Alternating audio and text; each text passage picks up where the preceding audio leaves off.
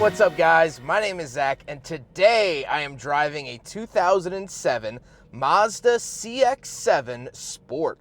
Up front is a 2.3-liter turbocharged inline-4, and down below is a 6-speed automatic transmission. Now, I am super excited to be driving this here CX-7 for a couple of reasons. First of all, this is helping me with my life goal of reviewing every Mazda ever made. I've never done a CX-7, so I'm excited to dive into it today with you. As well as, this does have a pretty fun engine and drivetrain setup that we'll get to in a second. But before we get on to anything else, I have a website, zackpradel.com, where you can buy stickers and other merchandise when it becomes available. You could also submit your own vehicle to be reviewed by me through a quick and easy submission form, and you get a video of your car just like this one. And you could read my behind-the-scenes blog to see what I'm filming before it comes out on the channel.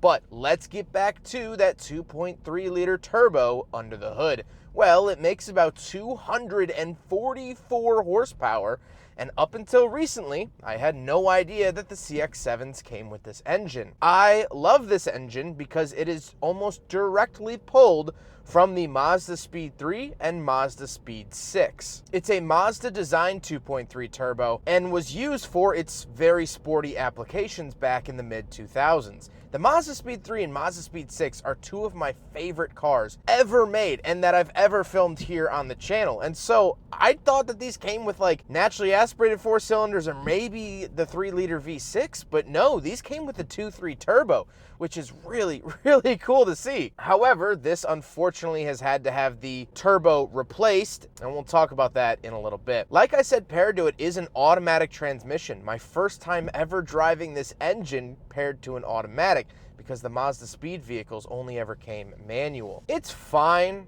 it's shifting and doing the job. However, I do have a friend that used to work for Mazda in this era, and he said that when these first came out, they were warrantying a lot of transmissions. Now, this seems to be holding up fine, and it's at 130,000 miles, and the owner doesn't have any complaints, but just something to be aware of. You might want to do your own research into that matter. Last but not least, this here CX-7 is front-wheel drive. However, they did offer an all-wheel drive version. Now, I do want to talk about maintenance just here for a second. It hasn't been spectacular according to the owner. The owner purchased this car about 2 years ago, and since then, they've put about $5,000 worth of work into it. Cam position sensor, the turbo, power steering, things have gone wrong. And there's a couple reasons for that. First of all, this was a joint effort between Mazda and Ford. Besides the MX-5 and RX-8, almost everything from Mazda in the mid-2000s shared a lot with Ford products. Ford had a controlling share in Mazda actually since the 1970s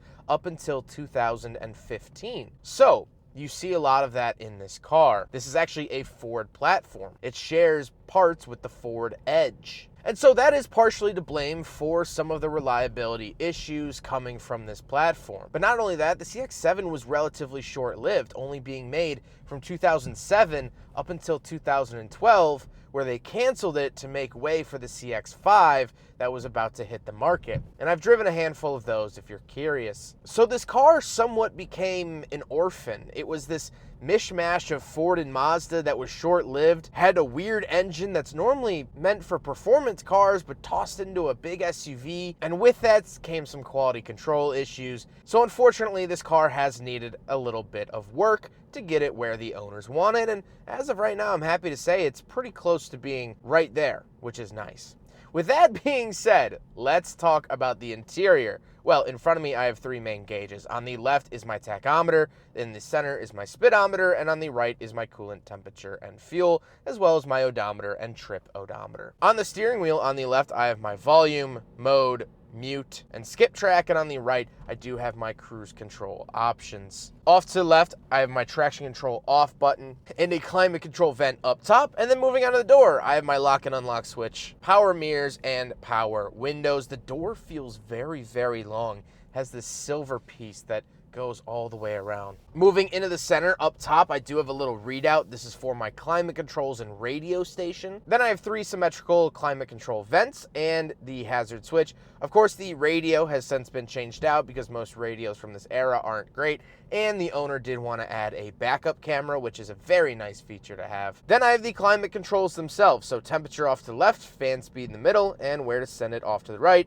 as well as recirculating, rear defrost, and AC buttons down below. Very simple, very plasticky. Then I do get a little cubby with a 12-volt outlet off to the right, and the shifter itself. The shifter looks like everything you would find in this era from Mazda as well. The MX-5 and RX-8 automatic have an identical shifter to this. So pretty run-of-the-mill Mazda, but it's nice to see that sort of brand recognition throughout. I can also plus minus the shifter if I'd like to switch gears myself. Then we do have cup holders, so we will do a big friggin' bottle test here in the Mazda CX-7, and I'm happy to report that vehicles from Ford and Mazda from the late 2000s have a very good track record of passing, so I'm excited to say that the CX-7 joins that club in passing the big friggin' bottle test.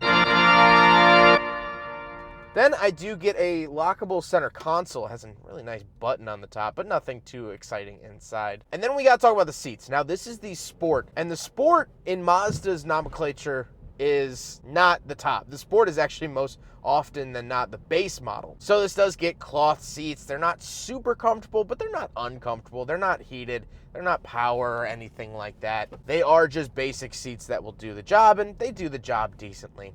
However, we do have back seats, so let's hop in back and do a backseat review. All right, so we're in the back of the 2007 Mazda CX-7, and something to note that a lot of people get mixed up. This is not a 3-row SUV. This was a larger 2-row. So at the time, they didn't really even have any other SUVs. They had the Mazda Tribute, but this actually replaced that. So there wasn't all these different options. There was a CX-9, which was bigger, and that did have a 3rd row, but then there wasn't anything smaller than the CX-7. Kind of interesting.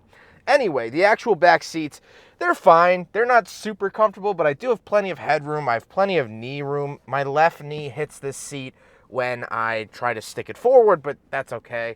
Not great. I do have a center console, 2 cup holders, things like that, but I don't really get any amenities. Again, this is the Sport, so you're not going to see too much stuff there. Let's hop around the very back. We'll take a quick look at the trunk and cargo space, and then we'll talk about the looks. All right, so we're on the back of the Mazda CX-7. A little grab handle there, pull it up, and we are in the back. Very, very nice space. Very, very adequate amount of space back here. Love that. And then we do get these handles, so that will actually drop the 2nd row of seats. These handles, almost in their exact same form, are still being used in today's 2022 Mazda CX-5s. So I actually think it's like the exact same piece, not just the same idea. Like the same exact handle is still being used today. So at least it works. I can pull up here. I do get some storage options and things like that. There is a spare tire under there. It's not just the design of a spare tire. An overall pretty basic trunk area, but very, very adequate. I would say bigger than the CX-5 that replaced this. Now, the modern CX-5, actually, I don't know. The modern CX-5 might even still be rivaled by this car in terms of space. Tons of space back here. I absolutely love that about the car. Now we got to talk about the looks, and I really love the look of the CX-7. I think mostly because the front end really reminds me of the Mazda RX-8 that they were producing at the time. Here's an RX-8, here's the CX-7. You could draw your own conclusions there. But let's do a walk around. I really, really like the color of it. I like white Mazdas. I feel like it's kind of a rare color to see from Mazda. I don't drive a lot of them, and I drive a lot of Mazdas. I think it's aged rather gracefully, really.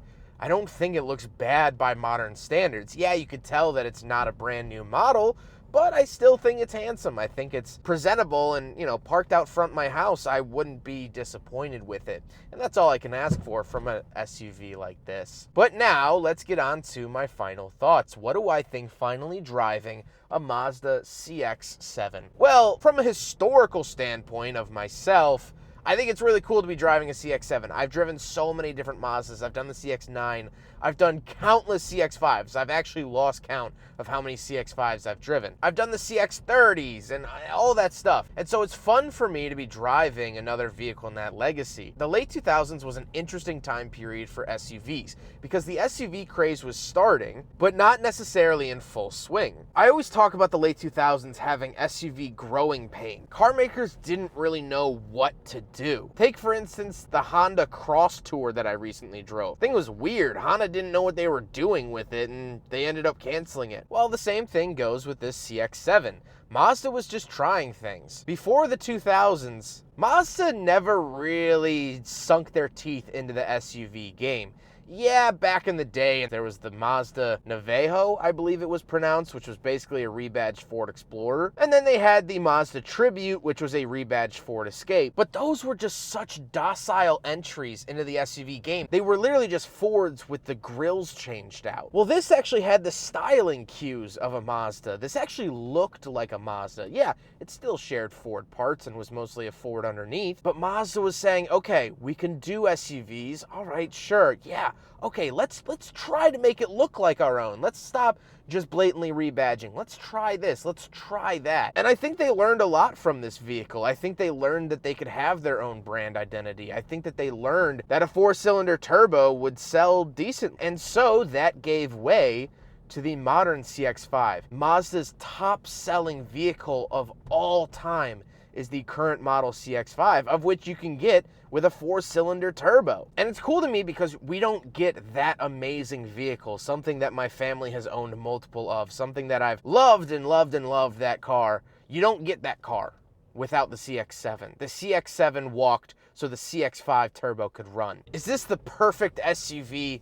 No. But it's an important one. And an SUV I have to express my ultimate gratitude towards. I hope you guys enjoyed the video. Huge thank you to Ryan for offering this vehicle for me to review. This thing is absolutely awesome. I'm a big, big fan. He's been absolutely great to work with, and I can't thank him enough. But I hope you guys enjoyed the video. Don't forget to rate the video, comment on the video, and subscribe if you really liked it. Take care, guys.